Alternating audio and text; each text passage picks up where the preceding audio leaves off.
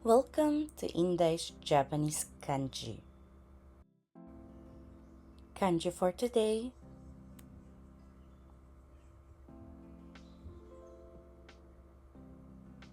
Level N3. So, next po natin, Kabuwak-san! Onegaishimasu. よろしくお願いします。Kabuwak-san, nani ga suki? ちょっとねと、pero may ano? Kawaii. チョコミントよりもごめんね。lang, pampagising lang. Narinig nyo guys yung cute na boses ni ni Kabuwak-san? Guys, Diba? meron pa isang slot guys ha. Baka gusto nyo umakyat ka, join dito sa taas. May tanong kayo, go lang. Yoroshiku onegaishimasu. Hai. Da, Kabuwak-san, ano po ang kanji na ito? Sai, age po. Nan So des. Ginagamit po siya sa age po. Ano po? Nani-nani? Sai, Magiging po siyang nani-nani? edad, years. O kaya naman years. Hai. Meron naman po tayong sinasabing 12歳 ni? 20歳、20歳。 Hai. Pwede rin po siyang Oh, basahin. kumbawa. MJ, right? Gumenisay at Inday nakatapos. Daijoubu? Hai.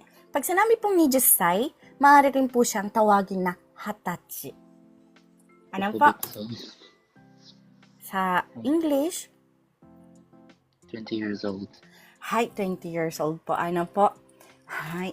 Tsunami ang 20, yung 20 nichi pong tinatawag dito sa Japan, halimbawa, 9月20日. Ano po siya?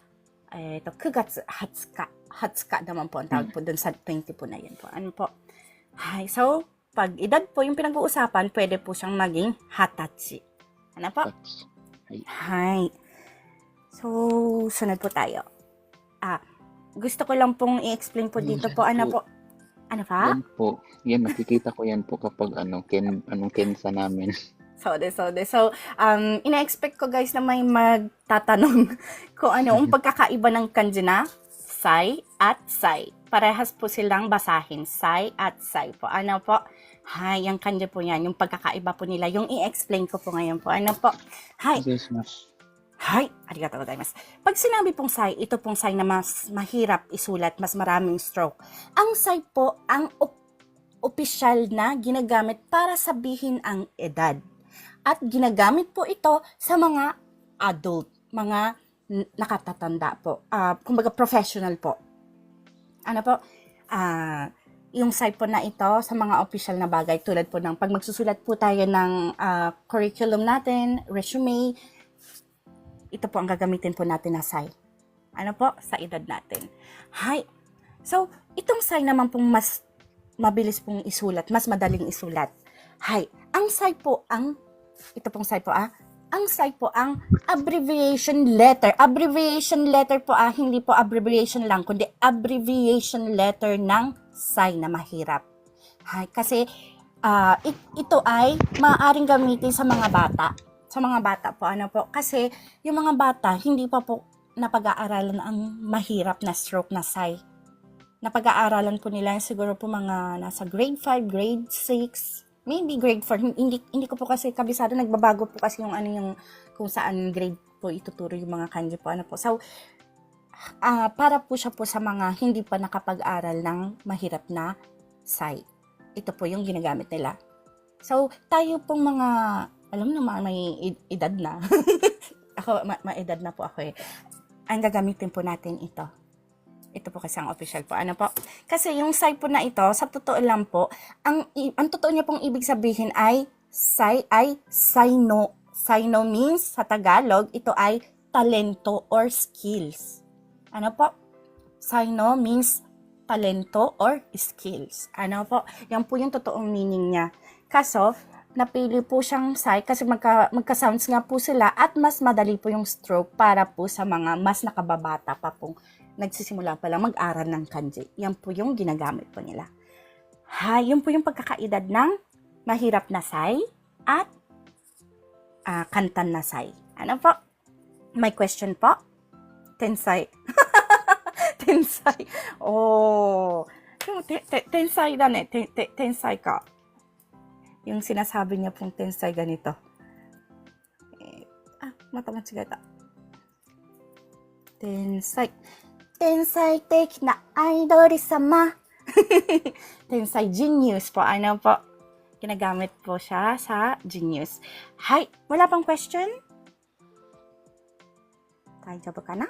Daijoubu desu. Hi. So, ipagpatuloy po natin po yung kanji natin, kabuwaksan. Hi. Ano pong basa dito? Sei? Seibetsu? そうです。そうです。性別。Ano po Gender. siya? So, des, gender. Pwede po siyang gamitin sa? Sa po, pag magpa-medical. Hindi po. Ginagamit po siya sa? Ay, seikaku. Ano po ang seikaku? Seikaku is, Seikaku is attitude or personality. So des. Attitude, personality, kung sa Tagalog, ugali. Ano po? So, ginagamit din po ang say sa? Sei sa josei, female. So, des, A woman. female, babae. Hi.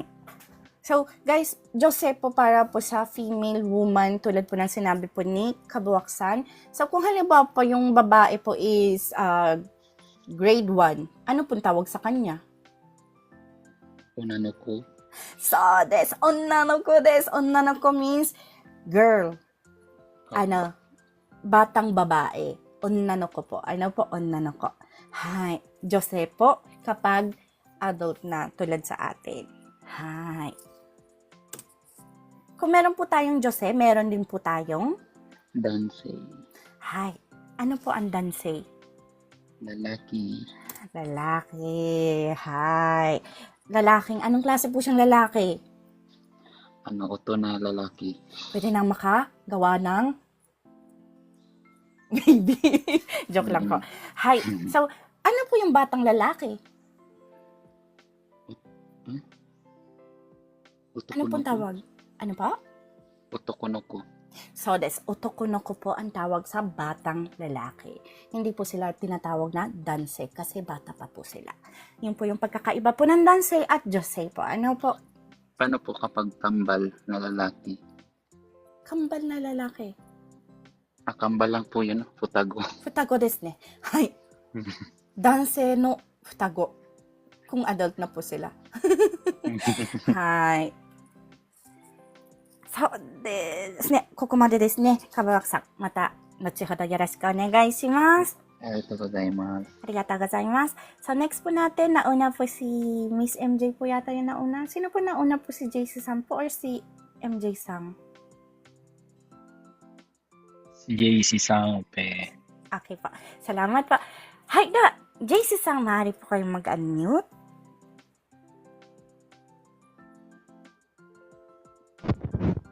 Hello po, konbanwa po. Konbanwa. こんばんは。よろしくお願いします。よろしくお願いします。Hi. Ano pong basa niyo po dito sa kanji na ito?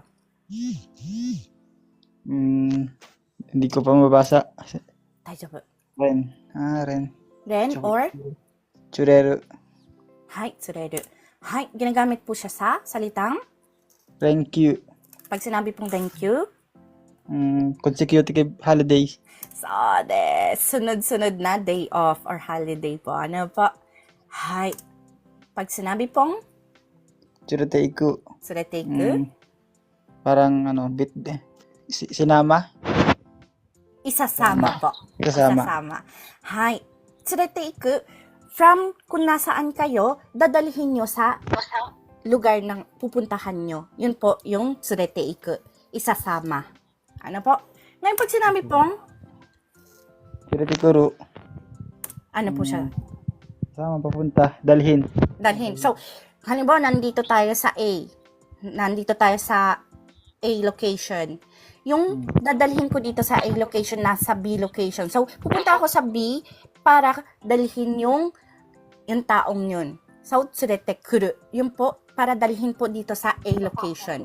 Kung saan po tayo original na naroon. Sa A location po. Ano po? Nasa A location tayo ngayon, dadalhin natin yung tao na nasa B location. From B location, dadalhin natin dito sa A location. Yung po yung tsurete kuru. Dalhin. Ano po? はい。Hay, pag sinabi pong tsurete kuru, from A location, isasama sa Sa B B. location. So, yung pong pagkakaiba po. Meron pong naguguluhan pa po. Medyo, pag nagsisimula pa lang po mag-Japanese, marami pong naguguluhan dito eh. At hindi, may tanong sa baba, yung Anjo. Pang person lang po ba yan, Sensei? Ang alin po, pang person. Yung Tsurete Kuru. Pwede rin po yata sa animal. So, pwede po sa animals. Basta po may buhay po. Kasi pag bagay na po siya, wala pong buhay, hindi na po tsurete iku or tsurete kuru. Ano na po? Motte iku or motte kuru. Dadalhin niyo po siya. Gamit po siya eh. So, hindi niyo po pwedeng gamitan ng motte iku or motte kuru ang tao or may buhay. Hmm. Hay! JC-san, ano pong basa dito?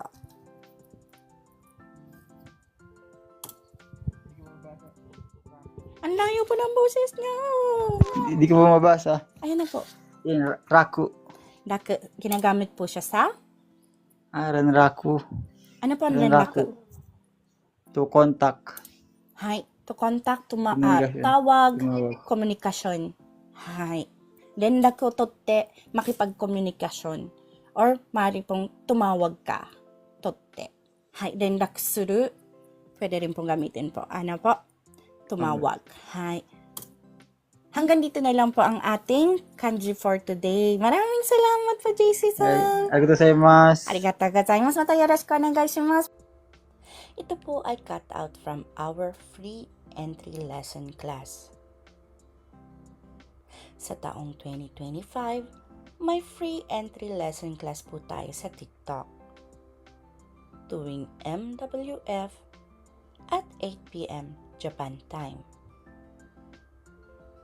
Kung nais niyo pong sumali, maaari niyo po akong hanapin sa pangalang Inday in Japan o @Inday in JP.